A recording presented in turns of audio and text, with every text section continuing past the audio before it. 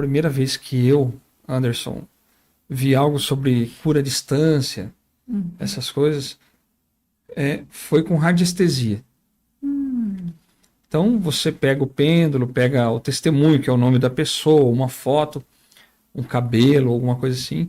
Aí você coloca lá no gráfico e faz emanando aquela energia para a pessoa. Então a radiestesia, assim, eu falei, meu Deus, isso é loucura. Onde já se viu, não tem como. E aí foi indo, eu assisti algo que tinha uma passagem da Bíblia, onde tinha um centurião, que ele pede para Jesus curar o servo dele. Aí Jesus fala, então vamos lá. Ele fala, não vai dar tempo. Mas se você disser uma palavra, ele será salvo, porque eu não tenho... eu não sou digno que você entre na minha morada, Senhor. Aí Jesus fala, a tua fé salvou, pode ir que ele vai estar curado. Quer dizer, Jesus estava num canto e ordenou e houve a cura. Então, assim, a gente vai vendo que isso não é uma coisa, é uma tecnologia de hoje. É uma coisa que já vem há muito tempo. Hoje a gente tem uma máquina de ruído branco que você coloca todos os dados e ele te envia. E é impressionante que você sente aquilo. Então, nós temos alguns equipamentos já, né, à nossa disposição. Isso está fora, talvez, do contexto da grande maioria das pessoas que estão nos ouvindo. Só que, para você ver, Jesus ele era tão grande, tão magnífico, que ele curou a pessoa por completo.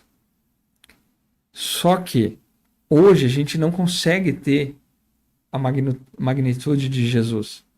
Então, a gente tenta curar a alma, curar energeticamente as pessoas. Por quê? Porque isso vai te trazer doença amanhã ou depois. É fato.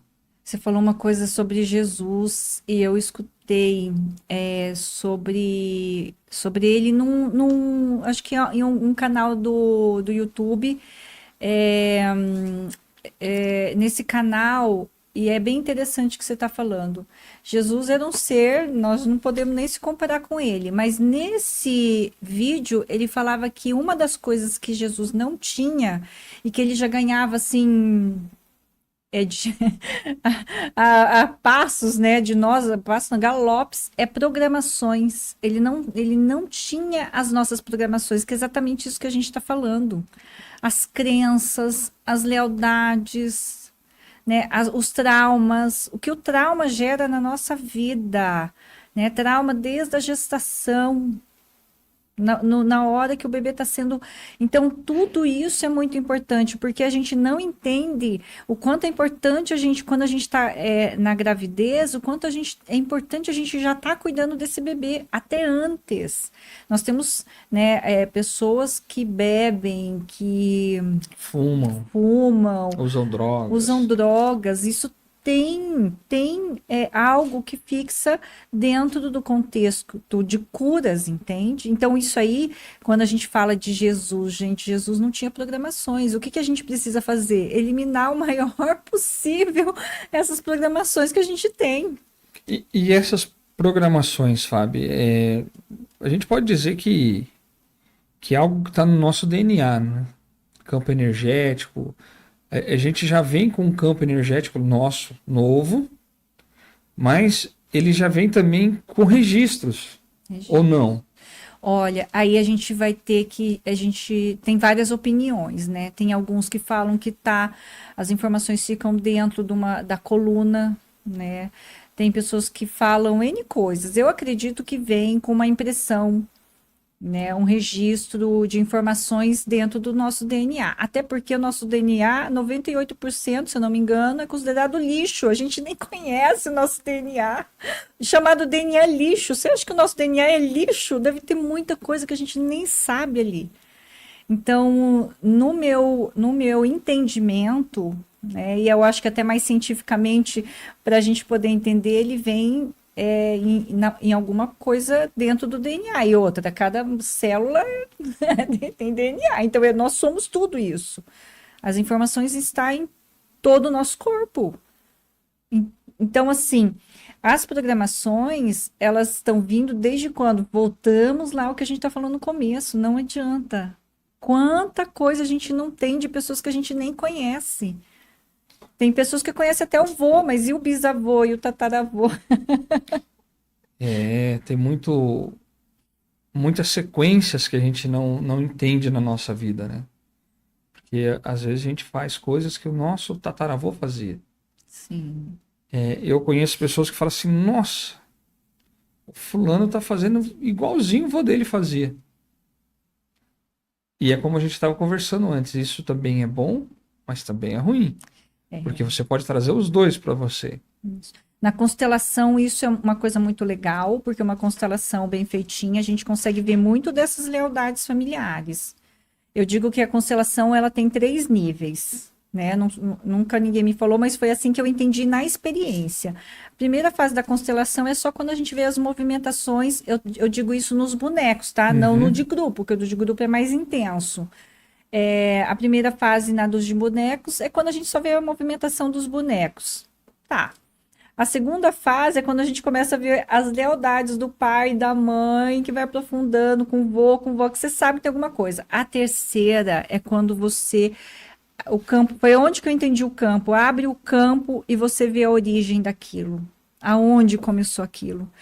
E a primeira vez que eu entendi aí também os processos da cura do feminino. E quando a gente movimenta a energia do feminino, e eu acredito, até falei para você, por isso que nós estamos aqui em equilíbrio, o feminino e a energia masculina, porque quando a gente começa a mexer no campo feminino, vem muita energia oposta. Porque a gente fala hoje, nós mulheres que estamos podendo trabalhar, podemos ter uma liberdade de escolha, hoje a gente vota, a gente pode estudar, e as nossos ancestrais lá atrás do feminino que não fazia nada. E eu entendi isso numa constelação que eu vi, que as mulheres foram obrigadas a casar. Algumas passaram por muitas violências, isso é muito forte para mim, porque eu não tinha entendido o contexto até aquele momento. E quando eu vi isso, eu falei, meu Deus, eu preciso começar a trabalhar com o feminino. E quando eu até convidei você, eu falei, Anderson, eu preciso trabalhar com o feminino, mas a gente precisa também trabalhar com o masculino. Isso é uma cura de um sistema, não está no físico, entende? Isso aqui é uma cura familiar. Porque eu consigo me conectar com o feminino. Eu falo talvez para um público mais feminino, mas os nossos homens também estão precisando de curas. Os nossos homens também estão machucados. Muitos homens também estão se sentindo impotentes, porque as mulheres, talvez por ter ficado muito tempo aprisionadas, estamos com muita sede, estamos com a nossa força suprimindo o masculino. E dentro das curas não tem competição. Quem é maior, quem é melhor. Nós temos que ter esse equilíbrio. Tem que ter a cura, né? A cura. E quando eu olho para você, para sua família, né? Como você lida com a sua família, o seu lado masculino, eu senti que a parceria do podcast vinha para isso também, para que a gente fizesse esse trabalho em conjunto. Então a gente está falando de curas energéticas, mas a cura, como você falou, é tão ampla, né? A cura é que nem no começo eu disse, a gente tem mania de achar que a cura é só do corpo físico. Mas existe a cura mental, a cura de ancestrais. Você falando da tua experiência na constelação, eu vou te contar um pouquinho da minha. Que quando eu fui, eu fiquei assim, meu Deus, o que é isso? O meu bonequinho só de cabeça baixa, aí a mulher começou, quem que morreu na tua família? Quem que... Mas tá doido, eu vou embora daqui. Mas não é, aí você vai entendendo que aquilo... E ela foi me levando para um caminho até que ela achou o que era e quem era. E eu falava assim, é meu avô? Não. É minha avó? Não, estou sentindo aqui que é uma criança. Aí foi indo e eu achei essa criança. Que foi antes de eu nascer. Não era da família do meu avô, não minha. Né? A família do meu pai. E aí você vai vendo sobre a energia. Você consegue ter um tato. Parece que é algo sobrenatural, mas não é. A pessoa que já tem experiência nisso, ela consegue ter o tato da energia que te leva para aquilo. E aí a gente trabalhou aquela cura. E hoje eu me sinto muito melhor. Foi uma das fases que me ajudou a deslanchar em algumas coisas. Por quê? Porque eu curei aquilo. Eu carregava algo que eu não deveria carregar. Sim. Mas que todo mundo colocou em cima de mim porque eu carrego o nome dessa pessoa.